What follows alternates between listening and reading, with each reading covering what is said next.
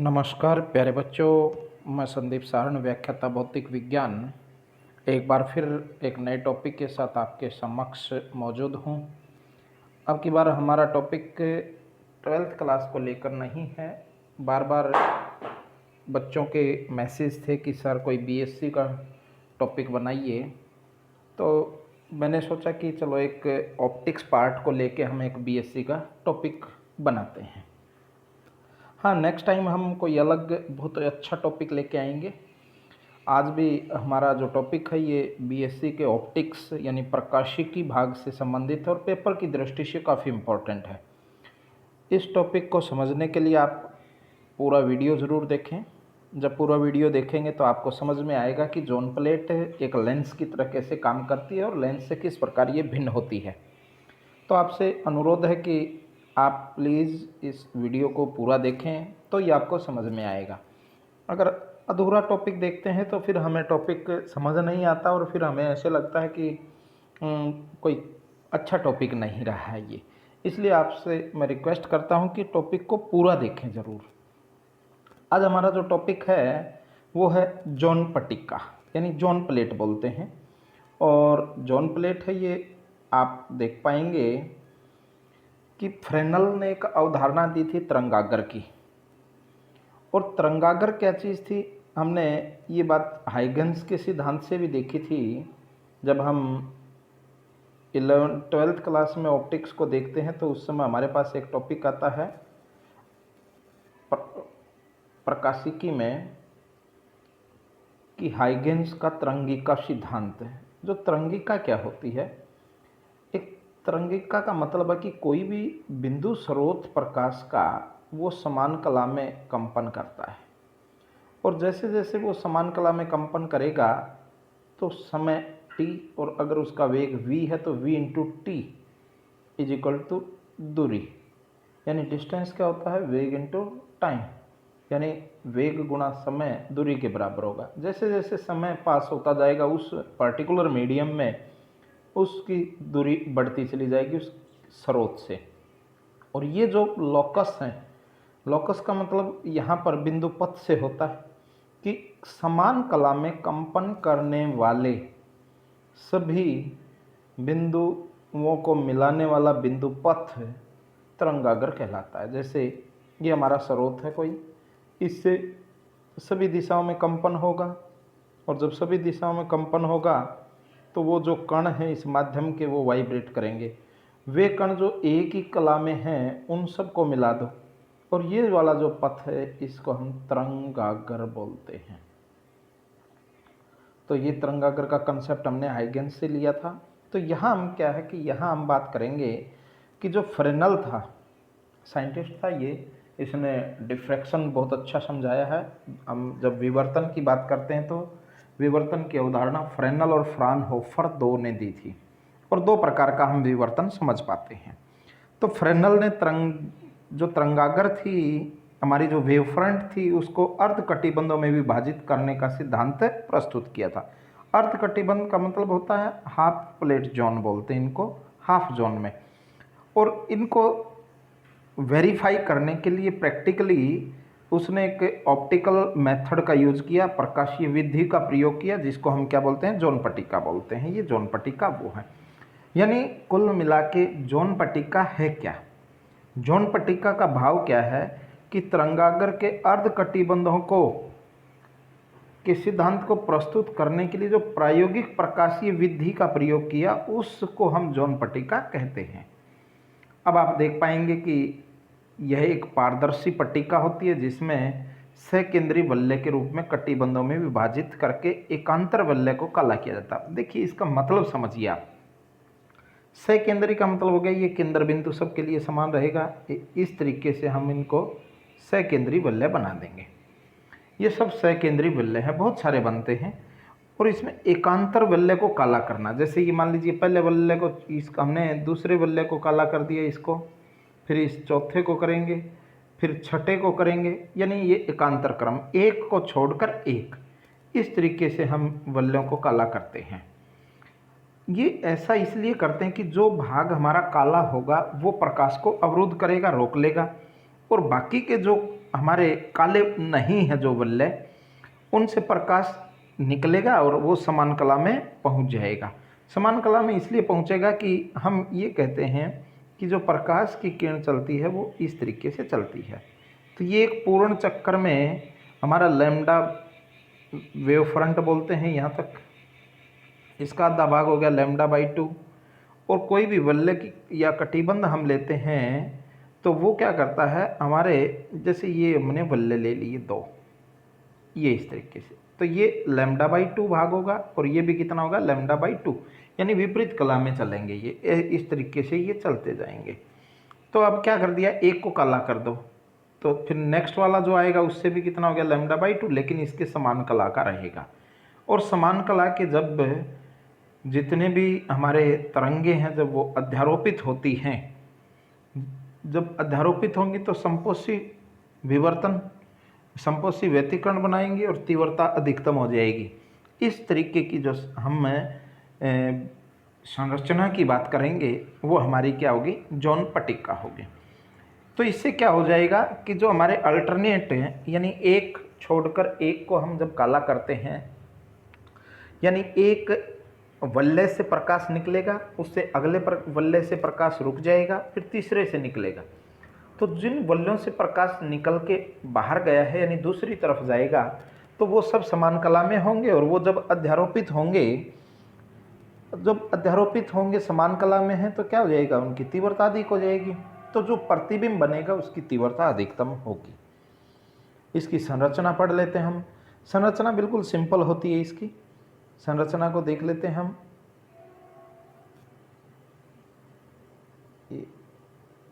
ये हमने संरचना को देख लेते हैं। संरचना में क्या होता है, हम पहले एक सफ़ेद कागज़ ले लेंगे, जैसे कॉपी का एक प्लेन पेपर ले लिया हमने, उस पर हम वल्ले खींचेंगे। और ये ध्यान रखना कि वल्ले अपनी मर्जी से नहीं खींचने हमने। जैसे ये हमने लिया तो पहले त्रिज्या अगर हमने R ले ली, ये त्रिज्या कितनी है R, फिर हमने दूसरी जो त्रिज्या लेनी है वो √2R लेनी है, फिर तीसरी त्रिज्या खींच के वल्ले खींचेंगे वो √3R लेना है। ऐसे कर करके हम बहुत सारे वल्ले बना लेंगे, सेकेंडरी वल्ले। मैं साफ साफ बना देता हूँ, 1 2 3 4 और 5 ऐसे करके। ये केंद्र बिंदु O है। प्रत्येक की जो त्रिज्या होगी, ये त्रिज्या पहले की R1, फिर R2, ये R3, ये R4 और ये R5 डैश डैश डैश, और लास्ट वाली हो जाएगी Rn। ये कहता है कि हम एक वाइट पेपर लेके उसके ऊपर वल्ले बनाएंगे सेकेंडरी, और वो वल्ले इस तरीके से बनाएंगे कि उनकी त्रिज्याएं क्रमशः किस अनुपात में रहें। त्रिज्या इस तरीके से होनी चाहिए, जैसे पहले की त्रिज्या R1 का मान अगर हमने R ले लिया तो R2 का मान √2R होना चाहिए, R3 का मान √3R होना चाहिए। ऐसे करके Rn का मान लोगे तो √n × R, इस अनुपात में, यानी एक इनका अनुपात निकाल के देखो। अनुपात निकालोगे तो क्या बन जाएगा, अनुपात निकालते ही हमें पता लग जाएगा √1 √2 √3 डैश डैश डैश √n, ये हमारे अनुपात बन जाएंगे। तो इस अनुपात की त्रिज्याओं की वल्ले हम लेंगे। फिर क्या करेंगे, अल्टरनेट भाग को काला कर देंगे। अल्टरनेट भाग को काला करने का मतलब मैंने बताया था कि एक छोड़कर एक, जैसे ये R1 वाला भाग था, ये R2 था, ये R3 था, ये R4 था, ये R5 था। जैसे पहले को काला कर दिया, तीसरे को कर दिया, पाँचवें को कर दिया। हो सकता है आप दूसरे चौथे को काला कर लो, उससे कोई फर्क पड़ने वाला नहीं है। तो इस तरीके से हम एक छोड़कर एक, यानी अल्टरनेट भाग में वल्ले को काला कर देंगे।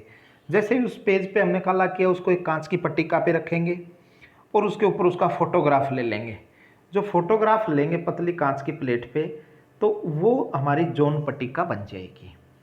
और जॉन पट्टिका भी 2 प्रकार की होती हैं, जिनको हम धन जॉन पट्टिका और ऋण जॉन पट्टिका कहते हैं।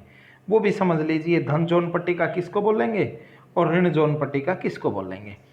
यानी जब हमने जो वल्ले बनाई है ऐसे, ये इस तरीके की, अगर इसके पहली तीसरी पाँचवीं यानी 1 3 5 ये कौन से अंक हैं, विषम संख्या हैं। विषम संख्या की वल्ले को अगर काला कर दें, ध्यान देना है, विषम संख्या को अगर काला कर दें और फिर इसका फोटोग्राफ लेंगे तो हमें क्या दिखेगा, हमें दिखेगा कि जो विषम संख्या वाले जो भाग थे उनको जब काला किया तो उनके अंदर से तो प्रकाश गया नहीं। जब फोटोग्राफी लेंगे तो वो तो पारदर्शी बने रहेंगे, और जो जिनमें से प्रकाश गुजर के गया वो हमारे क्या हो जाएंगे, अपारदर्शी बन जाएंगे। क्यों? क्योंकि हम सिल्वर ब्रोमाइड की पट्टिका के ऊपर ले लेते हैं, तो सिल्वर ब्रोमाइड पे लेप कर लेंगे तो इसकी फोटोग्राफी अपनी बन जाएगी। तो उससे क्या होगा, अगर हम वल्ले जो काले किए हैं वो विषम संख्या में करेंगे तो वो धन जौन पट्टिका बनेगी। ध्यान रखना ये बात। क्यों? इससे क्या हो जाएगा कि जिस भाग को हमने काला पेंट किया है, जब हम फोटोग्राफी लेंगे तो वो काले वाले भाग तो उसकी फोटोग्राफी में वो वाइट बनेंगे, इसलिए वो पारदर्शी हो जाएंगे। और जो हमने काले नहीं किए, कौन से नहीं किए थे, इवन नंबर वाले, सम संख्या वाले, उनके अंदर से प्रकाश चला गया, वहाँ सिल्वर ब्रोमाइड अफेक्टेड हो गया, वो अपारदर्शी बन जाएंगे। अगर हमारे सम संख्या वाले भाग को काला कर दें तो वो ऋण जोन पट्टिका बन जाएगी। इस तरीके से हम इसको देख सकते हैं। अब हम इसकी सिद्धांत को पढ़ लेते हैं। ये एक हमने एक जोन पट्टिका ले ली, ये मैंने तिरछे रूप में ली है। ये ऐसे वाली जो जोन पट्टिका थी इसको मैं ऐसे खड़ा करके ले लेता हूँ, इस तरीके से ले लेते हैं। ये इसका केंद्र बिंदु O हो जाएगा। तो ये वल्ले हैं, ये अल्टरनेट वल्ले बन जाएंगे इस तरीके से।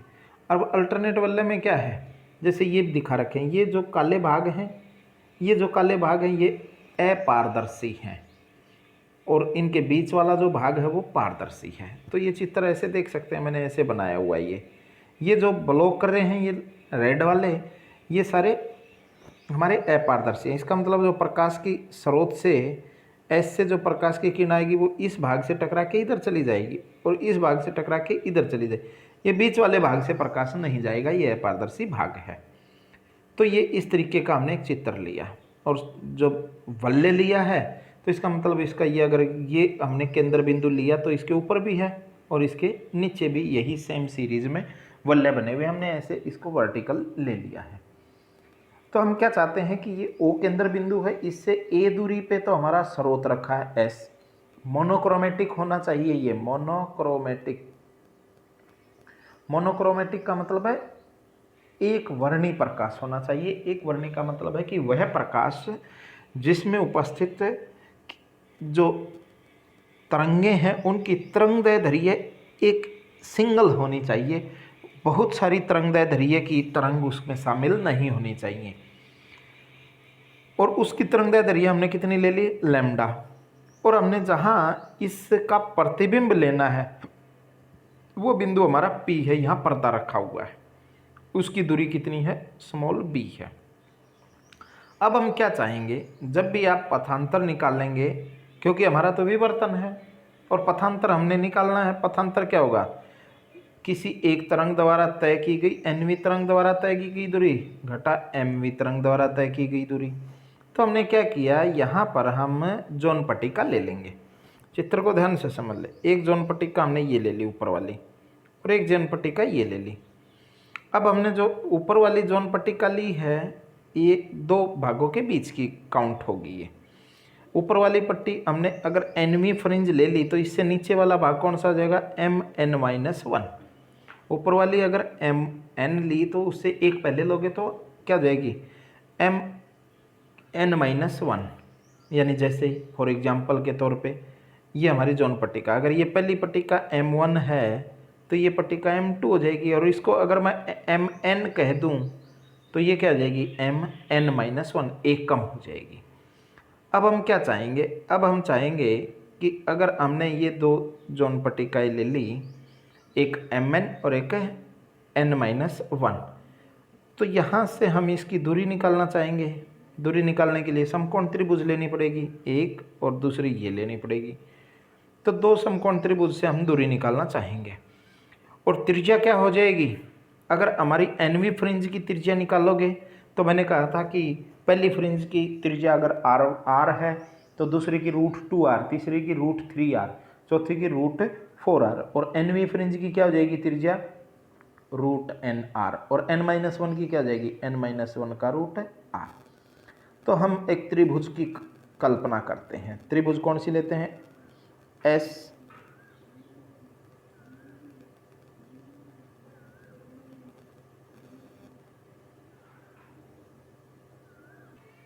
देखिए, जैसा कि हम कह रहे थे कि उनकी त्रिज्याएं हैं वो √n/r के अनुपात में होगी। हमने मान लीजिए जो प्रथम वलय है उसकी त्रिज्या r है, और प्रथम वलय की त्रिज्या अगर r है तो हमने जो nवीं है फ्रिंज ली है, जो nवीं हमने कटिबंध लिया है, उसकी त्रिज्या कितनी हो जाएगी? उसकी त्रिज्या हो जाएगी √n/r। ये हमारा O से mn की दूरी है, यहाँ से यहाँ तक की दूरी को हमने ये मान लिया। अब हम एक समकोण त्रिभुज ले लेंगे SOMN, और इस त्रिभुज, ये समकोण त्रिभुज है, समकोण त्रिभुज है तो हम पाइथागोरस प्रमेय लगा देंगे, और पाइथागोरस प्रमेय आप देख ही रहे हैं। पाइथागोरस प्रमेय क्या होती है? ये त्रिभुज ऐसे है हमारी, ये ऐसे है, ये S है, ये O है और ये MN है। तो ये दूरी इसके वर्ग और इसके वर्ग के वर्गमूल के बराबर, यानी कर्ण का वर्ग बराबर है लंब का वर्ग इंटू आधार का वर्ग। ये हम मेथड लगा दें तो क्या हो जाएगा? S से लेकर mn का स्क्वायर, SMN स्क्वायर बराबर है SO स्क्वायर O से mn का स्क्वायर। ये हम वैल्यू रखना चाहेंगे। मैंने कहा था स्रोत से दूरी कितनी है? a, और ये दूरी कितनी है? √n/r। तो ये मान रख देंगे, हम मान रख के सोल्व करेंगे तो क्या हो जाएगा? ये SO का मान रख दिया a, OMN का मान रख दिया √n, और इसका स्क्वायर कर दो।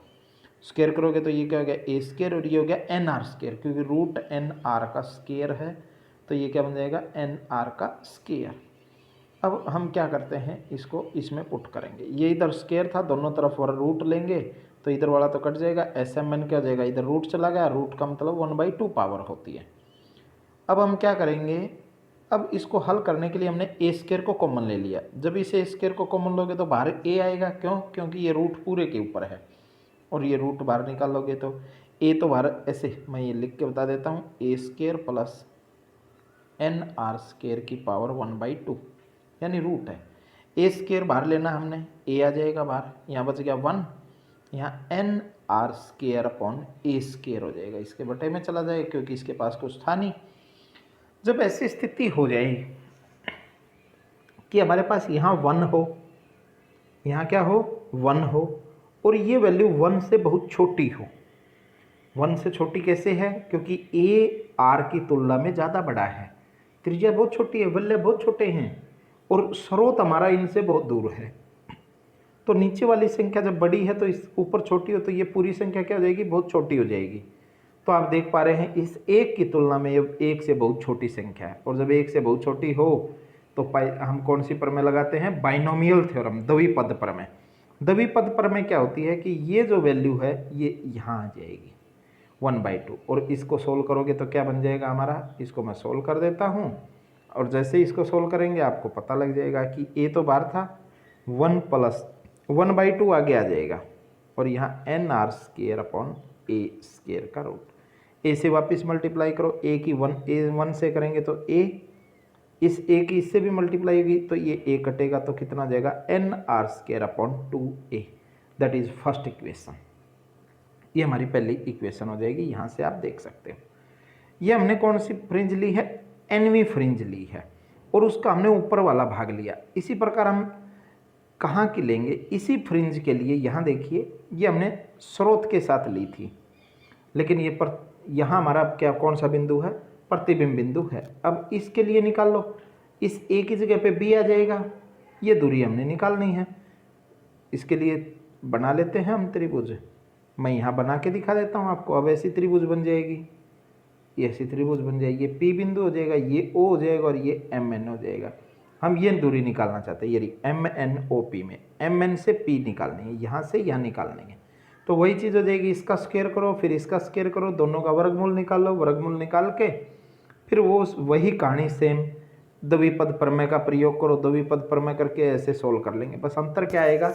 nr स्क्वायर सेम है दोनों के लिए, क्योंकि त्रिज्या कॉमन है। दूरी a की जगह b आ जाएगा, तो हम समीकरण 1 से समीकरण 2 आसानी से बना सकते हैं। a की जगह क्या लिखना हमने? b, जहाँ भी a दिखाई दे वहाँ क्या लिख देंगे? b। ये हमारे दो एनवी फ्रिंज के लिए हो गया। अब एनवी कटिबंध के लिए पथ कैसे निकालोगे? यहाँ स्रोत था, ये कटिबंध था, यहाँ से गई है और यहाँ तक गई है, तो यहाँ से यहाँ तक जाने में किसी तरंग द्वारा तय की गई दूरी कौन सी होगी? ये दूरी प्लस ये दूरी, इसको और इसको जोड़ दो। जब दोनों को जोड़ेंगे तो यानी समीकरण 1 और समीकरण 2 को जोड़ोगे, ये समीकरण 1 है, ये समीकरण 2 है। एनवे कटिबंध के लिए तरंग पथ क्या जाएगा? दोनों को जोड़ दिया हमने, ये समीकरण 3 नाम दे दिया। इसी प्रकार हम क्या चाहेंगे? n-1 कटिबंध निकाल लेंगे। वो हमने कौन सा लिया था? n। अब कौन सा लेंगे? n-1। n-1 के लिए क्या हो जाएगा? वही सेम कहानी, यहाँ से s, ये हमारी नीचे वाला भाग है, n-1 तक लेना है ये, और ये p बिंदु। पहले ये दूरी निकाल लेंगे, फिर ये दूरी निकाल लेंगे, दोनों को जोड़ देंगे, पथांतर निकल जाएगा। ये a है, ये b है, और त्रिज्या अब क्या हो जाएगी यहाँ? n-1 का रूट इंटू r, क्योंकि n-1 फ्रिंज है। n फ्रिंज थी तो रूट n, n-1 फ्रिंज है तो n-1 का रूट। अब ये दूरी कैसे निकालेंगे? वही पाइथागोरस प्रमेय का प्रयोग करेंगे, ये प्लस में इसका स्क्वायर प्लस इसका स्क्वायर, और उसको द्विपद प्रमेय से सोल्व करेंगे। तो हमारा क्या बन जाएगा क्वेश्चन? अब हमारा देख लीजिए, मैं यहाँ से आपको समझा देता हूँ। समकोण त्रिभुज SOMN लेंगे, SOMN, इसमें क्या बनेगा हमारा? हम चाहते हैं SMN-1 का स्क्वायर बराबर है S से O का स्क्वायर प्लस O से MN-1 का स्क्वायर। अब इनके मान रख देंगे, SO कितना है? A का स्क्वायर, और ये कितना देगा? n-1 का रूट r पूरे का होल स्क्वायर। स्क्वायर से काटोगे तो ये तो रूट कट जाएगा, ये r स्क्वायर आ जाएगा। तो हम क्या पाएंगे? यहाँ पाएंगे SMN-1 बराबर है a का square plus n-1 into r square का रूट, क्योंकि इधर स्क्वायर था उधर जाएगा रूट। वही a कॉमन ले लेंगे, a कॉमन लोगे तो यहाँ 1 plus n-1 r square upon a square की पावर 1/2। वैसे का वैसे जैसे इक्वेशन फर्स्ट सोल्व की, ये वैल्यू क्या है? बहुत छोटी है 1 से, तो वही द्विपद प्रमेय का प्रयोग करो, ये हाफ यहाँ आ जाएगा। तो ऐसा करने से हमारा समीकरण 4 हमें मिल जाएगा। अंतर क्या है ऊपर और इसमें? वहाँ n आया था, यहाँ n-1। इसी प्रकार हम प्रतिबिंब वाली दिशा में दूरी निकाल लेंगे। वो क्या हो जाएगी? प्रतिबिंब की दूरी कितनी थी? b प्लस e, ये समीकरण 5 मिल जाएगा। कुल दूरी क्या हो जाएगी? समीकरण 4 और 5 को जोड़ दो, समीकरण 4 ये है, समीकरण 5 ये, दोनों को जोड़ोगे तो ये हमारी वैल्यू निकल जाएगी। अब हमें चाहिए क्या? पथांतर चाहिए। पथांतर डेल्टा से लिखते हैं। पथांतर क्या हो जाएगा? SMN प्लस PMN, ये एनवी फ्रिंज का माइनस SMN-1 प्लस PMN-1, ये n-1 फ्रिंज की तय की गई दूरी घटा देंगे। यानी समीकरण जो हमारा 3 था उसमें से समीकरण 6 को हम माइनस से कर देंगे। समीकरण 3 आपको ध्यान है ऊपर हमने लिखा था a plus nr² plus b plus nr²/2b minus, ये हमने ये माइनस अंदर इसलिए आए, ऐसे करोगे तो ये प्लस में थे, फिर माइनस बाहर है तो खोलोगे तो अंदर वाले भी क्या हो जाएंगे? माइनस। अब इसमें देख लीजिए, जो जो कटते हैं उनको काट दो। ये a से a कट रहा है, ये b से b कटेगा, बचेंगे क्या? nr²2a। अब इनको सोल्व ऐसे करना है, आपको ध्यान रखना। ये वाला भाग क्या बचेगा हमारा? nr²/2a। आगे वाले सोल्व करो, nr²/2b माइनस, यहाँ देखिए दो टर्म है, n2ar² वाला भी है, तो ये माइनस में nr²/2a, और -1 ये है और माइनस बाहर है तो प्लस का r²/2a। इसी प्रकार दूसरे भाग को सोल्व करोगे, -nr²/2b प्लस r²/2b। ये भाग से ये भाग कटेगा, ये भाग से ये भाग, क्या बच गए? r²2a r²2b। तो ये आप देख सकते हो, तो क्या बच गया? r²2a plus r²2b। दोनों में कॉमन क्या आ गया? r²/2 कॉमन ले लो, यहाँ 1/a plus 1/b, that is equation 7। इस तरीके से आप हल करके 7th इक्वेशन को ले लेंगे। ये हमारा पथांतर निकल गया। हमें किस बात का पता है कि कोई भी अगर तरंगागर है ये स्लिट है, तो इसके इस भाग और इस भाग से जब तरंगें जाएंगी तो इनके बीच में पथांतर कितना है, एक ही स्लिट थी तो λ/2 होता है पथांतर। तो हम इस तरीके से इनको समायोजित कर देंगे। हम जानते हैं कि ए और बी को इस प्रकार समायोजित करेंगे कि उनके बीच पथांतर कितना बना रहे, λ/2, क्योंकि अगर λ/2 नहीं बनेगा तो अल्टरनेट फ्रिंज समान कला में नहीं होंगी, और इसलिए समीकरण 7 को किसके बराबर रख देंगे, λ/2। 2 से 2 कट जाएगा, यहाँ से हम लैम्डा का मान निकालना चाहो या आर स्क्वायर का मान निकालना चाहो एक ही बात है, ये अगले देख लीजिए। तो समीकरण 7 को हमने किसके बराबर रख दिया, इसके बराबर। 2 से 2 काट दिया, यहाँ से हमने इसकी वैल्यू निकाल ली, तो ये आर स्क्वायर है, इसको दूसरी साइड लेके जाओगे तो ये बन जाएगा, क्या बन जाएगा अब ये 1/a प्लस 1/b बराबर है λ/r²। इसको क्या लिख सकते हो, इसको 1/r²/λ ऐसे भी लिखा जा सकता है, जो मैंने समीकरण 8 लिख रखा है। अब क्या होगा कि इसी प्रकार आप देख पाएंगे कि जो तरंगिकाएँ हैं हमारी वो पहली पट्टिका से तरंगिका गई, फिर दूसरी से तीसरे कटिबंध से, इस प्रकार सभी जो कटिबंध हमारे अल्टरनेट कटिबंध थे, एक छोड़कर एक जो हमारा पारदर्शी है, उनसे तरंगे गुजरेंगी और वो सारी की सारी कहाँ इकट्ठी होनी है, पी बिंदु पर। तो पी बिंदु पर पहुंचने वाली सभी तरंगों के आयाम क्रमशः क्या होंगे, पहली का हो गया E01, दूसरी का हो गया E02, तीसरी का हो गया E03। ये ई एम्पलीट्यूड को प्रदर्शित करते हैं हम यहाँ पे। आप चाहो तो ए से भी लिख सकते हो, इससे कोई फर्क पड़ने वाला नहीं है। तो कुल परिणामी आयाम क्या हो जाएगा, इन सब को जोड़ दो। क्यों, क्योंकि हमें पता है कि तरंग के ये कौन से लॉ को फॉलो करती हैं, सुपरपोजिशन प्रिंसिपल को, अध्यारोपण के सिद्धांत की पालना करती है। और अध्यारोपण का सिद्धांत क्या कहता है, सभी आयामों के सदिश योग के बराबर होता है। तो परिणामी आयाम E0 किसके बराबर हो गया, E01, E02 plus E03 plus on E0n, इन सब के योग के बराबर हो जाएगा। और ये एकांतर क्रम में खुले हुए हैं, ऐसा तो है नहीं कि सारे के सारे भाग वल्ले हमारे खुले हुए थे कि सभी में से तरंगे निकलेंगी। तरंग तो क्या थी, अल्टरनेट, एक में से निकल गई फिर नहीं जाने देगा, फिर निकल गई फिर नहीं जाने देगा, क्योंकि हमारे अल्टरनेट काले और वैसे हैं।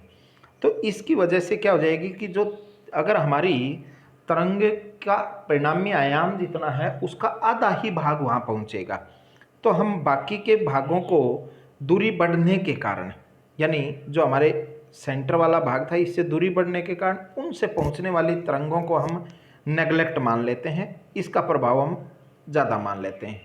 और जब इन सब को सॉल्व करते हैं तो हमने जो एक और टॉपिक है हमारा विवर्तन वाला, उसमें जब देखते हैं हम कटिबंध से तरंग अगर कैसे पहुंचती है तो वो कितनी हो जाएगी, E01/2 हाफ हो जाएगी इसका, ये परिणामी आयाम हो जाएगा पी बिंदु पर, और ये मैक्सिमम वैल्यू है, इससे ज़्यादा नहीं हो सकती। तो P पर मैक्सिमम वैल्यू इतनी होगी, और P बिंदु पर आयाम किसका बना है, S का। जब हमारे बिंदु S स्रोत का प्रतिबिंब P पर बनता हो इस तरंगागर की वजह से, तो इसका मतलब ये तरंगागर किसकी तरह काम कर रही है, लेंस की तरह।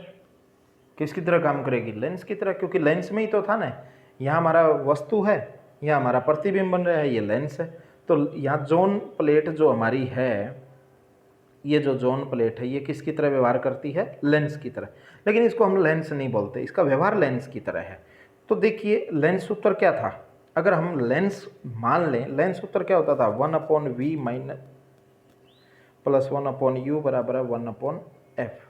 ये प्लस क्यों आया है मैं बता देता हूँ आपको, कहीं मन में डाउट रह जाए। वैसे फॉर्मूला तो 1/v minus 1/u is equal to 1/f होता है, लेकिन u हमेशा क्या होती है, ऋणात्मक होती है। u ऋणात्मक इसलिए होगी क्योंकि हमारी ये जोन पट्टिका है, इसके बाईं ओर ऑब्जेक्ट हमारा S और दाईं ओर P बिंदु है, तो इसलिए बाईं ओर की दूरियां क्या होती हैं, माइनस की। इसलिए u को जब माइनस रखोगे तो माइनस माइनस क्या बन जाएगा, प्लस। इसलिए हमारा लेंस उत्तर जो यहाँ बनता है 1/v प्लस 1/u बराबर है 1/f, ये लेंस उत्तर होता है। और जोन पट्टिका का समीकरण 8 क्या कहता है, प्रतिबिंब की दूरी कितनी है, यानी v को अगर b रख दूं और u को मान लीजिए a रख दें, क्योंकि वस्तु का काम कौन कर रहा है यहाँ, स्रोत, और प्रतिबिंब के कौन से बिंदु पे बना है, P बिंदु पे, और P बिंदु की केंद्र से दूरी कितनी है, b। ये दोनों वैल्यू अगर इसमें रख दूं तो हमारा क्या बनेगा, ये बन जाएगा हमारा सूत्र v का मान कितना है b, और ये मान कितना 1/a is equal to 1/f। ये हमारा समीकरण 9 मान लीजिए। समीकरण 9 की तुलना अगर समीकरण 8 से कर दें तो हमें क्या मिलेगा, हमें मिलेगा 1/f is equal to 1/r²/λ, और दोनों को पलट दो या क्रॉस मल्टीप्लाई कर दो, ये इधर चला जाएगा और ये f इधर चला जाएगा, और f का मान कितना हो जाएगा हमारा, f बराबर हो जाएगा r²/λ। यानी हमारे यहाँ जो मुख्य विशेषता यह है कि अगर लैम्डा का मान परिवर्तित कर दें, यानी अगर हम मोनोक्रोमेटिक जो हमने लाइट ली थी, एक वर्णी प्रकाश लिया था, अगर उसकी तरंगदैर्ध्य को बदल दें तो f का मान बदल जाएगा, और f का मान बदलेगा तो इसका मतलब लेंस के लिए, ध्यान देना बात पे, लेंस के लिए f का मान नियत रहता है, ये नहीं बदलता। लेकिन जोन प्लेट के लिए क्या हो गया, जोन प्लेट के लिए f का मान किस पे निर्भर कर गया, लैम्डा के ऊपर। अगर लैम्डा का मान बढ़ा दें, अगर लैम्डा का मान बढ़ा दें तो f का मान कम हो जाएगा, और लैम्डा का मान कम कर दें तो f का मान बढ़ जाएगा। इसका मतलब हम ये कह सकते हैं कि जोन प्लेट की फोकस दूरी लैम्डा द्वारा परिवर्तित होती है।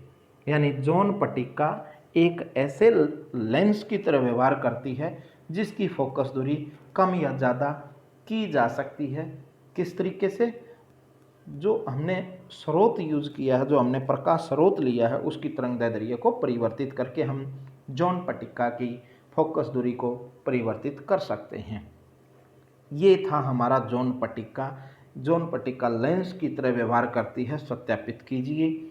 या ये भी क्वेश्चन आ सकता है कि सिद्ध कीजिए कि किसी जोन पट्टिका एक लेंस की तरह व्यवहार करती है, परंतु इसकी फोकस दूरी तरंगदैर्ध्य परिवर्तित करने पर परिवर्तित होती है। ये हमारा आज का क्वेश्चन है, और मैं उम्मीद करूँगा कि आप इसको जब लिख के देखेंगे अच्छे से तो आपको अच्छे से समझ में आएगा। धन्यवाद।